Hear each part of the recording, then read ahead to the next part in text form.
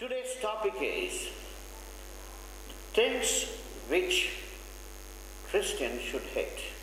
నేటి ధ్యానాంశము విశ్వాసులు ద్వేషించవలసిన విషయములు. It may be interesting to know that we should hate certain things. మనము కొన్ని విషయాలను ద్వేషించాలా అన్నటువంటి విషయాన్ని తెలుసుకోవడం చాలా ఆసక్తికరమైనటువంటిది. But the Bible does say that we should hate certain things. Bible గ్రంథము మనం కొన్ని విషయాలను ద్వేషించాలని చెప్తోంది. Proverbs 8:13, it says, the fear of the Lord is to hate evil, pride and arrogancy, and the evil way, and the froward mouth do I hate. సామెతల గ్రంథము 8వ అధ్యాయము 13వ వచనము, యెహోవా యందు భయభక్తులు కలిగి ఉండుట చెడుతనమును అసహ్యించుకొనుటయే, గర్వము అహంకారము దుర్మార్గత కుటిలమైన మాటలు నాకు అసహ్యములు. Here it very clearly says the definition for the fear of the Lord is to hate evil. ఇక్కడ చాలా స్పష్టంగా మనం చూస్తున్నాము, దేవుని యందు భయభక్తులు కలిగి ఉండడానికి నిర్వచనము చెడుతనమును అసహ్యించుకొనడమే. Many times we forget that we should hate evil. మనం చెడుతనమును అసహ్యించుకోవాలన్నటువంటి విషయాన్ని చాలా సార్లు మర్చిపోతూ ఉంటాం. But the word of God reminds you the very definition for the fear of the Lord is to hate evil. అయితే దేవుని యందు భయభక్తులు కలిగి ఉండడానికి నిర్వచనము చెడుతనమును అసహ్యించుకోవడమే అని Bible తెలియజేస్తోంది. Even in Psalm 97 verse 10 says, He that love the Lord hate evil, He preserveth the souls of His saints, He delivered them out of the hand of the wicked. కీర్తనలు 97:10, యెహోవాను ప్రేమించు వారలారా చెడుతనమును అసహ్యించుకొనుడి, తన భక్తుల ప్రాణములను ఆయన కాపాడుచున్నాడు. Here we see very good definition again. It says, He that love the Lord hate evil. ఇక్కడ మరొక నిర్వచనాన్ని మనం చూస్తున్నాము, దేవుణ్ణి ప్రేమించేటువంటి వారు చెడుతనమును అసహ్యించుకోవాలి. That means if you really love the Lord, you should hate the evil. దాని అర్థం ఏంటంటే నీవు నిజంగా దేవుణ్ణి ప్రేమిస్తూ ఉన్నట్లయితే చెడుతనాన్ని నువ్వు అసహ్యించుకోవాలి.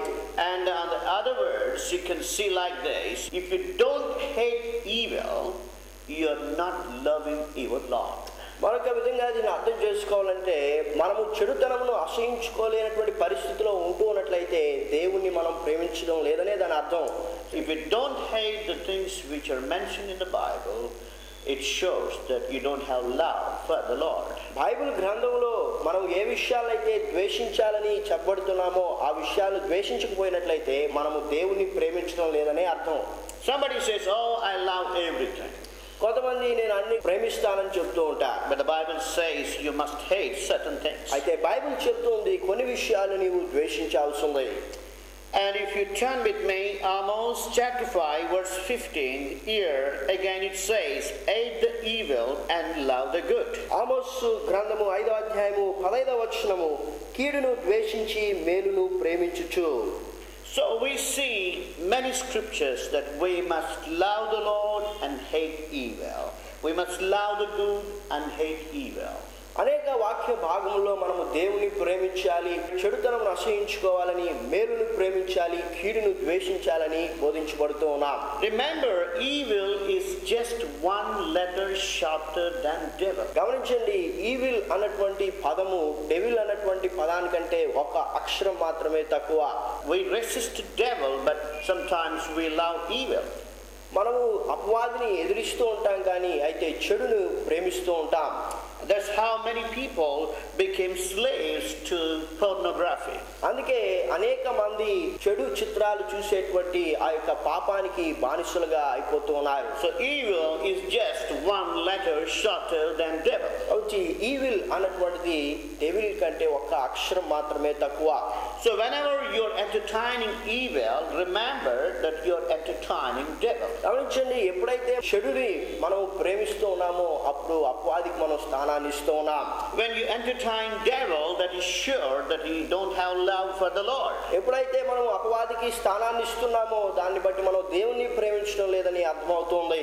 Proverbs chapter 15 verse 27 says, He that is greedy of gain travelleth his own house, but he that hateth gifts shall live. శాంతుల గ్రంథము 15వ అధ్యాయము 27వ వచనము, లోబి తన ఇంటి వారిని బాధపెట్టును, లంచము నశించుకునివాడు బ్రతుకును. So you will see one should hate illegal gift. ఇక్కడ చూస్తున్నాము లంచాన్ని మనము ద్వేషించేటువంటి వారిగా ఉండాలి. But we know in this world everybody loves corruption.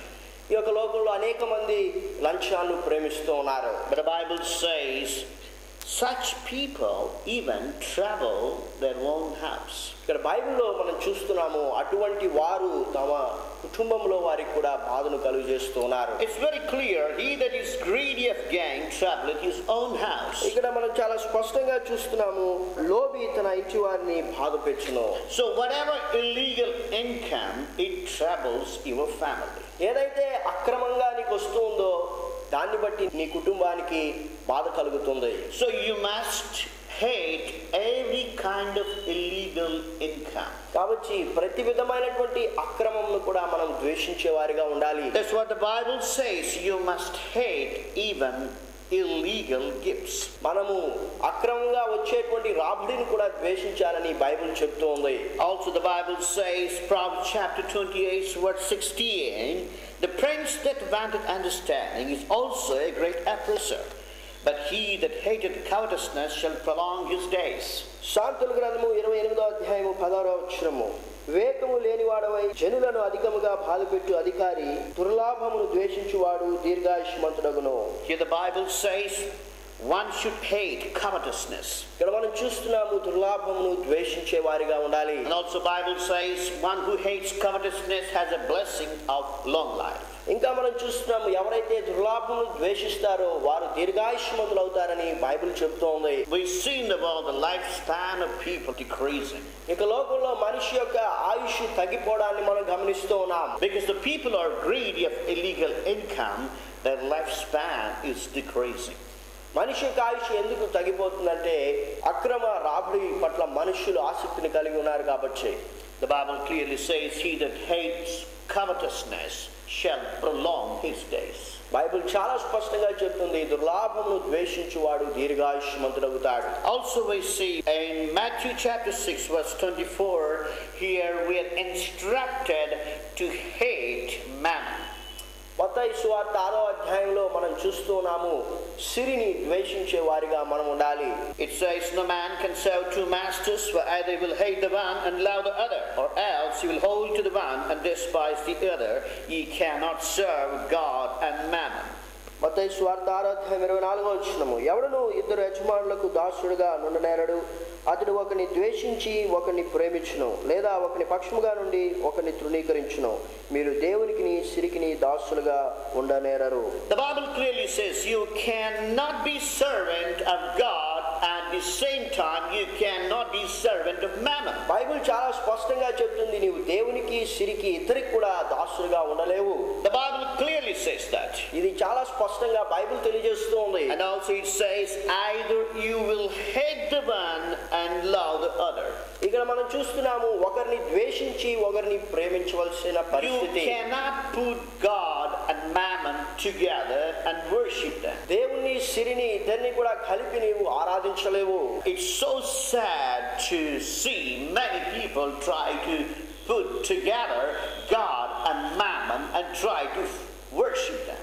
విచారకరమైన విషయం ఏంటంటే అనేక మంది దేవుని సిరిని కలిపి ఆరాధిస్తూ ఉన్నారు. The Bible clearly says, Bible చాలా స్పష్టంగా చెప్తోంది, you must hate one and love the other. నీవు ఒకదాన్ని ద్వేషించి ఒకదాన్ని ప్రేమించాలి. You cannot serve God and mammon. నీవు దేవుని సిరిని రెండింటిని కూడా సేవించలేవు. There's a reason the Bible says love of money is root of all evil. అందుకే బైబిల్లో చెప్పబడింది ధనాపేక్ష సమస్తమైన కీడుకు మూలము. Here you may have a doubt. ఇక్కడ ఒక అనుమానం మీకు కలగచ్చు. We need money. మనకు ధనం అవసరము. Yes, we need money. అవును, మనకు నిజంగా ధనం అవసరమే. But that money should not dominate our spiritual life. అయితే ఆ యొక్క ధనం అనేటువంటిది మన యొక్క ఆత్మీయ జీవితం పైన ప్రభావితం చేయకూడదు. The money should be subject to God. మన యొక్క ధనము దేవుని ఆధీనంలో ఉండాలి. Money should not control us. ధనము చేత మనము నడిపించబడకూడదు. Money should not be our central idea. డబ్బే మనకు ప్రాధాన్యతగా ఉండకూడదు. then it will become God. ఆ విధంగా ఉన్నట్లయితే అది దేవునిగా ఉంటుంది. If we see deeply, people are guided by money instead of God. మనం కొద్దిగా లోతుగా చూసినట్లయితే మనుషులు డబ్బు చేత నడిపించబడుతున్నారు కానీ దేవుని చేత నడిపించబడడం లేదు. And if we go deeply, yes, money can guide people. అవును, మనం లోతుగా అర్థం చేసుకున్నట్లయితే డబ్బు కూడా మనిషిని నడిపించడానికి శక్తి కలిగినటువంటిది.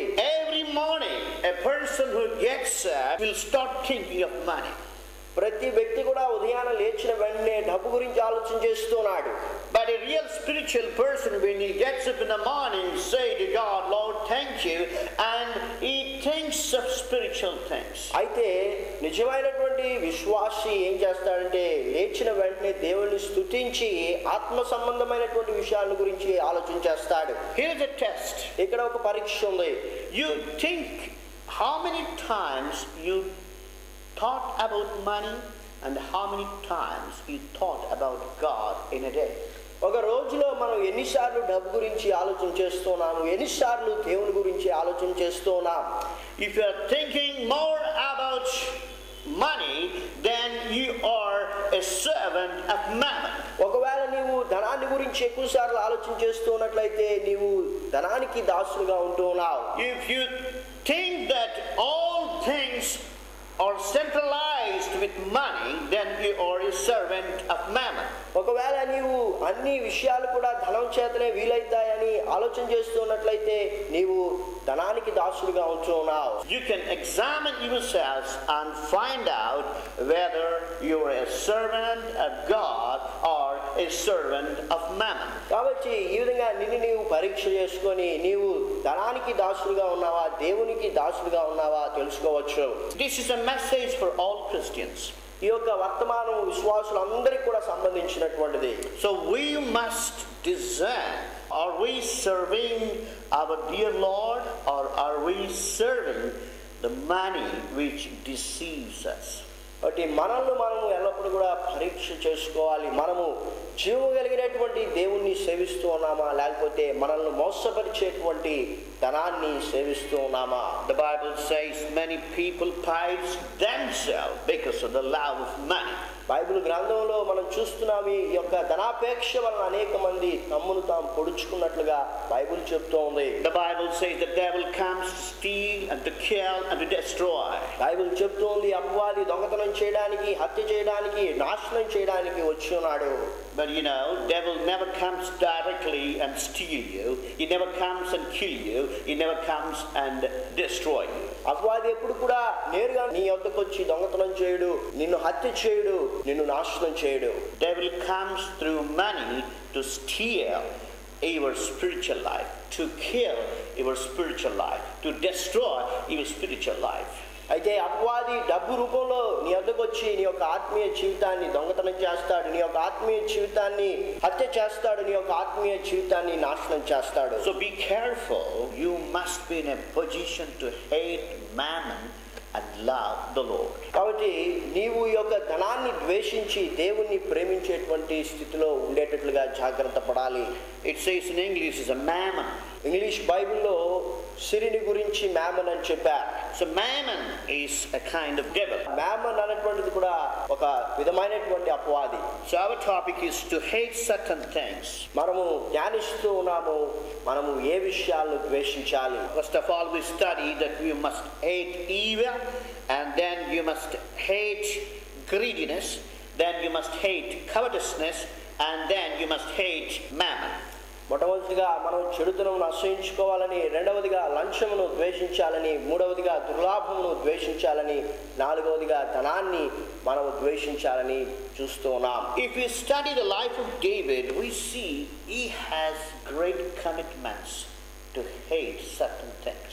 దావీదు జీవితాన్ని మనం ధ్యానించినట్లయితే తన యొక్క జీవితంలో ఆయన కొన్ని విషయాలను ద్వేషించినట్లుగా మనం చూస్తాం. There's a reason God testified that he is a man after mine own heart. అందుకే దావీదు గురించి దేవుడు అతడు నా హృదయానుసారుడని సాక్ష్యం ఇస్తూ ఉన్నాడు. Psalm 101 verse 3, David said, I will set no wicked thing before mine eyes.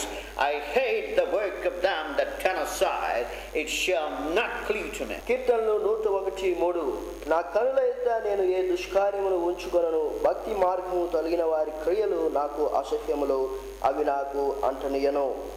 And also he said, Psalm 119 verse 104, through thy precepts I get understanding, therefore I hate every false way.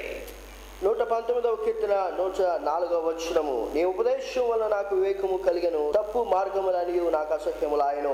So make sure that you will hate every false way. ప్రతి తప్పు మార్గాన్ని కూడా మనం ద్వేషించేటువంటి వారిగా ఉండాలి. And also don't join with them who does false works. మరి ఎవరైతే దుష్క్రియలు చేస్తారో వారితో మనం పాలివారిగా ఉండకూడదు. And also you must hate every false way, not few false ways, but every false way. కొన్ని తప్పుడు మార్గాలను కాదు కానీ ప్రతి తప్పుడు మార్గాన్ని కూడా మనం ద్వేషించే వారిగా ఉండాలి. And also Bible says, Psalm 119 verse 128, therefore I esteem all the precepts concerning all things to be right, and I hate every false way. 119వ కీర్తన 128వ వచనము నీ ఉపదేశములనియు యథార్థములని నేను వాటిని మన్నించుచున్నాను, అబద్ధ మార్గములనియు నాకు అసహ్యములు. And also we see Psalm 119 verse 130, I hate vain thoughts, but thy law do I love. ఇంకా 119వ కీర్తన 113వ వచనంలో మనం చూస్తూ ఉన్నాము, విమనస్కులను నేను ద్వేషించుచున్నాను, నీ ధర్మశాస్త్రము నాకు ప్రీతికరము. So you must hate vain thoughts. కాబట్టి మనము వ్యర్థమైనటువంటి తలంపులను కూడా ద్వేషించే వారిగా ఉండాలి. And it is possible only when you keep the word of God in your heart. దేవుని యొక్క వాక్యాన్ని మన యొక్క హృదయంలో ఉంచుకున్నట ద్వారా మాత్రమే ఇది సాధ్యపడుతుంది. Otherwise you will be getting always evil thoughts. లేకపోయినట్లయితే ఎప్పుడు కూడా మనకు చెడు తలంపులే వస్తూ ఉంటాయి. Evil thoughts or vain thoughts. చెడు ఆలోచనలు లేకపోతే వ్యర్థమైనటువంటి ఆలోచనలు, you should hate them. వాటిని మనము ద్వేషించాలి. And also Psalms 119 verse 163, I hate and abhor lying, but thy law do I love. 119వ కీర్తన 163వ వచనము అబద్ధము నాకు అసహ్యము, అది నాకు హేయము, నీ ధర్మశాస్త్రము నాకు ప్రీతికరము. So here we see even we should hate lying. మనము అబద్ధాలను కూడా ద్వేషించే వారిగా ఉండాలి. We think it's a small mistake. మరి ఇది అబద్ధం అన్నటువంటిది చాలా చిన్న తప్పని మనం అనుకుంటూ ఉంటాం. But you should hate that. అయితే అబద్ధమును కూడా మనం ద్వేషించాలి. If you really love the Lord, the Bible says you must hate even lying. నీవు నిజంగా దేవుని ప్రేమిస్తూ ఉన్నట్లయితే అబద్ధమును కూడా ద్వేషించాలని బైబిల్ చెప్తోంది. And it is so sad, many people speak lies, at least 10 lies each day. చాలా మంది రోజుకి కనీసం అంటే 10 అబద్ధాలు చెప్తూ ఉంటారు. చాలా విచారకరమైనటువంటిది. And some people they say only 2 lies each day. మరి కొంతమంది రోజుకి 2 అబద్ధాలు మాత్రమే చెప్తూ ఉంటారు. And people who tell 2 lies, they compare with the people who tells 10 lies, and they say, oh, we don't speak much lies. మరి 10 అబద్ధాలు చెప్పేటువంటి వారిని చూసి 2 అబద్ధాలు చెప్పేటువంటి వారు వారికంటే ఎక్కువగా మనం అబద్ధాలు చెప్పడం లేదని చెప్పుకుంటూ ఉంటారు. But the Bible says you should hate even a single lie. అబద్ధమును ద్వేషించే వారిగా ఉండాలి. You can measure your spiritual life. దీంతో మన యొక్క ఆత్మీయ జీవితాన్ని మనం పోల్చుకోవచ్చు. And if you love something which you should hate, your spiritual life is below the average. నీవు ఏ విషయాన్నైతే ద్వేషించాలని బైబిల్ చెప్తుందో దాన్ని ఒకవేళ నీవు ప్రేమిస్తున్నట్లయితే నీ యొక్క ఆత్మీయ జీవితం చాలా తక్కువ స్థితిలో ఉంది.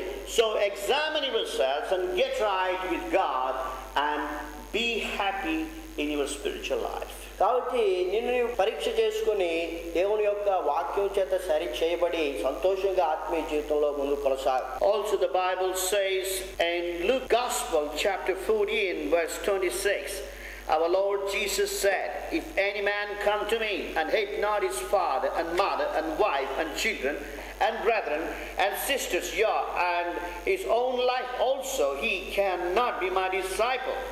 లూకాసు వార్త 14వ అధ్యాయము 26వ వచనము ఎవడైనను నా ఎదుకు వచ్చి తన తల్లిని తండ్రిని భార్యను పిల్లలను అన్నదమ్ములను అక్క చెల్లెండ్రులను తన ప్రాణమును సహా ద్వేషింపకుంటే వాడు నా శిష్యుడు కానేరడు.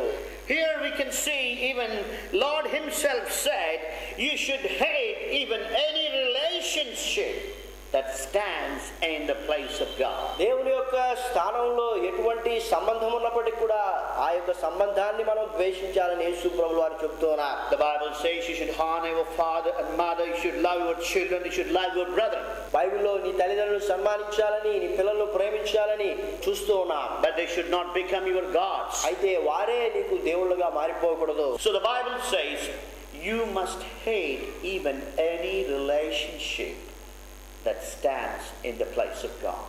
కాబట్టి మనం చూస్తున్నాము దేవుని యొక్క స్థానంలో ఎటువంటి సంబంధం ఉన్నప్పటికీ కూడా దాన్ని మనం ద్వేషించాలని బైబిల్ చెప్తోంది. Especially you must hate sin. ప్రాముఖ్యంగా నీవు పాపాన్ని ద్వేషించాలి. I found a great scripture in Hebrews. హెబ్రీయులకు రాసిన పత్రికలో ఒక గొప్ప వాక్యాన్ని నేను చూశాను.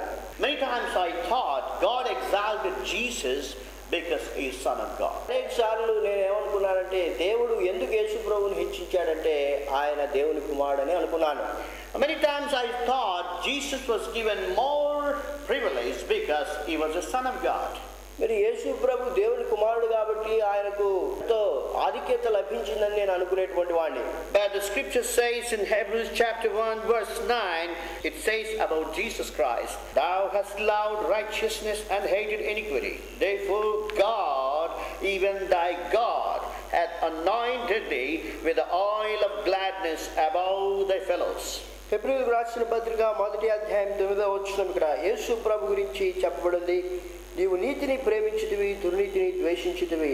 అందుచేత దేవుడు నీ తోటి వారి కంటే నిన్ను హెచ్చించినట్లుగా ఆనంద తైలముతో అభిషేకించెను. Here we see even Jesus hated iniquity. ఇక్కడ మనం చూస్తున్నాము యేసు ప్రభు కూడా దుర్నీతిని ద్వేషించారు. That's one of the reasons that God exalted him. అందుకే అక్కడ మనం చూస్తున్నాము దేవుడు ఆయనతో ఉన్న వారందరికంటే కూడా ఆయన్ని హెచ్చించాడు. We see because he hated iniquity, God anointed him with the oil of gladness. దుర్నీతిని ద్వేషించితివి, అందుచేత దేవుడు నీ తోడి వారి కంటే నిన్ను హెచ్చించినట్లుగా ఆనంద తైలముతో అభిషేకించినని మాటలు చూస్తున్నాం. Here we see a deep meaning.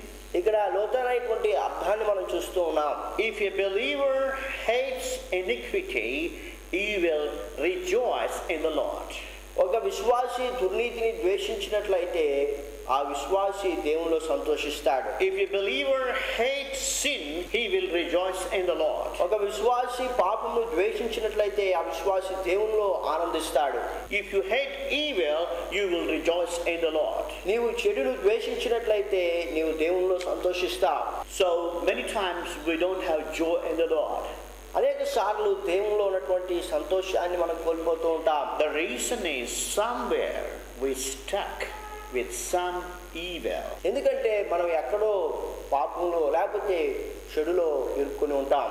Somewhere we had love for something which is against to the word of God. ఎక్కడో దేవునికి వ్యతిరేకమైనటువంటి దాని పట్ల మనం ప్రేమను కలిగి ఉన్నాం. So may the Lord help us to hate the things which we studied in the word of God. దేవుని యొక్క వాక్యములో మనం ధ్యానించి తెలుసుకున్నటువంటి విషయాలను ద్వేషించినట్లుగా ప్రభు మనకు సాయం చేయనుగాక. At the same time to love our Lord dear God with all our heart, with all our soul, with all our mind and with all our strength. అదే సమయంలో మన దేవుణ్ణి మన యొక్క పూర్ణ హృదయంతో, పూర్ణ ఆత్మతో, పూర్ణ శక్తితో, పూర్ణ వివేకంతో ప్రేమించడానికి సాయం చేయనుగాక. Let's pray. ప్రార్థన చేసుకుందాం. Our lovingly heavenly Father, మమ్మల్ని ప్రేమిస్తున్న పరలోకపు తండ్రి, thank you Lord for your word. మీ యొక్క వాక్యమును బట్టి మిమ్మల్ని స్తుతిస్తూ ఉన్నాం ప్రభువా. Yes Lord, help us to hate every kind of evil. ప్రభువా, ప్రతి విధమైనటువంటి చెడును మేము ద్వేషించడానికి సహాయం చేయండి. Lord, help us to hate every kind of covetousness. ప్రభువా, ప్రతి విధమైనటువంటి దుర్లాభమును మేము ద్వేషించడానికి సహాయం చేయండి. Lord, help us to hate every kind of greediness. ప్రభువా, ప్రతి విధమైనటువంటి లంచమును మేము ద్వేషించడానికి సహాయం చేయండి. Lord, help us to hate mammon. ప్రభువా, సిరిని ద్వేషించడానికి సహాయం చేయండి. Lord, help us to hate vain thoughts. ప్రభువా, వ్యర్థమైన ఆలోచనలను ద్వేషించడానికి సహాయం చేయండి. Lord, help us to hate lying. ప్రభువా, అబద్ధములను ద్వేషించడానికి సహాయం చేయండి. Lord, help us to hate iniquity. ప్రభువా, దుర్నీతిని ద్వేషించడానికి సహాయం చేయండి. Lord, help us to hate any kind of relationship that stands in the place your dear Son. ప్రభువా మీ యొక్క స్థానంలో ఎటువంటి సంబంధము ఉన్నప్పటికీ కూడా దాన్ని మేము ద్వేషించడానికి సహాయం చేయండి. Help us to follow your word. మీ యొక్క వాక్యాన్ని వెంబడించడానికి సహాయం చేయండి. Lord, I pray for everyone who made this decision.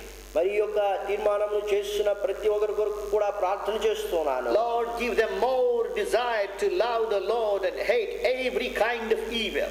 ప్రభువా మిమ్మల్ని ప్రేమించి ప్రతి విధమైనటువంటి చెడుతనమును ద్వేషించేటువంటి గొప్ప కోరికను వారిలో కలిగించండి. Lord, give them more desire for you. ఇంకను ప్రభువా మీ కొరకు లోతైనటువంటి ఆశను వారిలో కలిగించండి. Help them not to love the world, not the things that are in the world. ఈ యొక్క లోకమును లోకంలో ఉన్న వాటిని ప్రేమించకుండా వారికి సహాయం చేయండి. Help us to love you with all their heart, with all their soul, with all their mind, and with all their strength. ప్రభువా వారి యొక్క పూర్ణ హృదయముతో, పూర్ణ ఆత్మతో, పూర్ణ శక్తితో, పూర్ణ వివేకంతో ప్రేమించడానికి సహాయం చేయండి. Lord, I pray for the blessings upon them. వారిపైన ఆశీర్వాదాలను మీరు కుమ్మరించండి. Your word says, when your word is proclaimed, signs and wonders will follow your word. ప్రభువా మీ వాక్యమును మేము చూస్తున్నాము. మీ వాక్యము ప్రకటించబడినప్పుడు మీ యొక్క అద్భుత ఆశ్చర్య కార్యములు మీ యొక్క వాక్యమును వెంబడిస్తాయి. I pray for the healing of the people who are convinced by the word of God. ప్రభువా మీ యొక్క వాక్యము చేత ఒప్పించబడినటువంటి వారి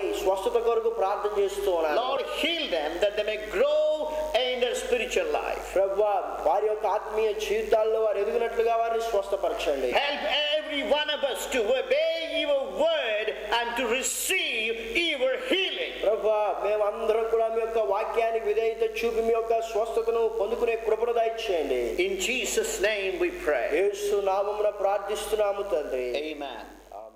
ఎక్కడున్నారు దొంగలు అను ఈ పుస్తకమునందు ఆంధ్రప్రదేశ్ నేరస్తుల మధ్య సంచలనం సృష్టించిన నవల మరియు పాస్టర్ గాలి గంగరాజు గారి సాక్ష్యము ఉన్నది. మరియు వాక్యానుసారమైన ప్రార్థనలు అను ఈ పుస్తకమునందు వాక్యానుసారమైన ప్రార్థనలు ఉన్నవి.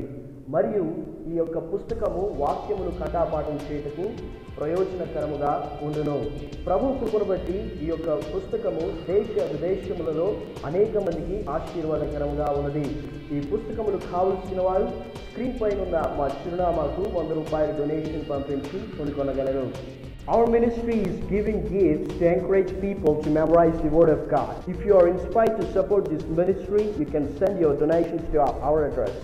Our address is the Bible Foundation, Post Box number 13, Tirupati 517507, Andhra Pradesh, India. Our email addresses gali@jesusanswers.com and davidevangelist@hotmail.com. Our mobile numbers 94400 and 94900898824. You can visit our website at www.thebiblefoundation.com.